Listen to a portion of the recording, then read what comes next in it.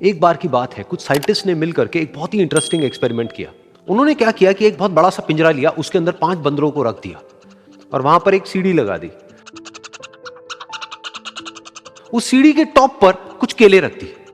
फिर उन साइंटिस्ट ने क्या किया कि जैसे ही कोई भी बंदर उस सीढ़ी पर चढ़ता केलों तक पहुंचने के लिए, तो ऊपर से ठंडे पानी की बारिश करने लग जाते।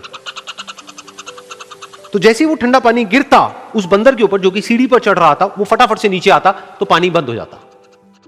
फिर दोबारा से कोई और बंदर उस सीढ़ी पर चढ़ता उन केलों तक पहुंचने के लिए, दोबारा से यही होता। दोबारा से ऊपर से ठंडे पानी की बारिश होती, वो बंदर जैसे ही नीचे आता दोबारा से बारिश बंद हो जाती। तो बंदरों ने इसका मतलब यह निकाला कि जैसे ही कोई भी सीढ़ी पर चढ़ता है तो ऊपर से ठंडा पानी गिरता है।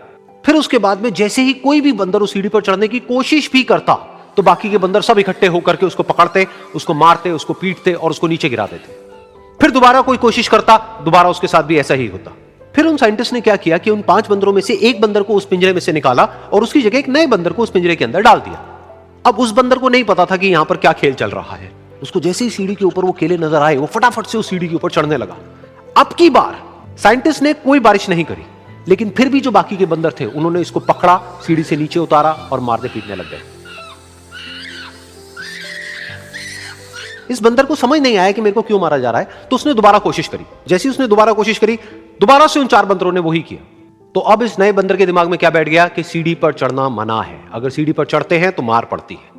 उस सीढ़ी पर चढ़ना क्यों मना है और क्यों मार पड़ती है वो उसको नहीं पता था, बट उसके दिमाग में यह बैठ गया कि इस सीढ़ी पर नहीं चढ़ना है, ना किसी को चढ़ने देना है।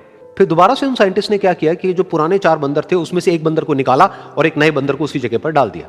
अब इस नए बंदर ने भी वही किया जो इससे पहले वाले ने किया था, यानी कि वो भागता हुआ गया, उस सीढ़ी के ऊपर चढ़ने की कोशिश करी, उन केलों तक पहुंचने की कोशिश करी। बाकी 4 इकट्ठे हो गए और उन्होंने उसको मारा पीटा, सीढ़ी से नीचे गिरा दिया। उसको कुछ समझ नहीं आया, उसने दोबारा कोशिश करी, दोबारा उसके साथ यही हुआ। और अब इस बंदर के दिमाग में भी यही बैठ गया कि सीढ़ी पर चढ़ना मना है और सीढ़ी पर चढ़ने से मार पड़ती है।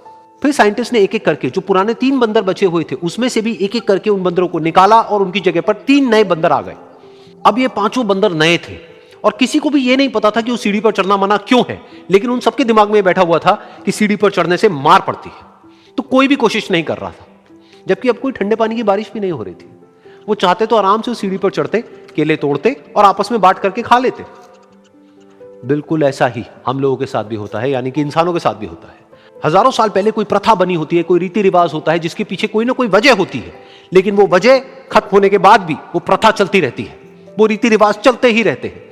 किसी में इतनी हिम्मत नहीं होती है ये पूछने की कि हम क्या कर रहे हैं, क्यों कर रहे हैं, बस सबको ये पता होता है कि ऐसा ही होता है। तो वो एक्सपेरिमेंट जिसके बारे में अभी मैंने आप लोगों को बताया, यानी कि वो बंदरों का एक्सपेरिमेंट, उसमें तो बेचारे बंदर हैं, जानवर हैं, उनको नहीं पता है कि क्वेश्चन कैसे पूछते हैं। लेकिन अगर हम इंसान होने के बावजूद भी क्वेश्चन ना करें तो हमारे में और जानवरों में क्या फर्क है? सोचिए।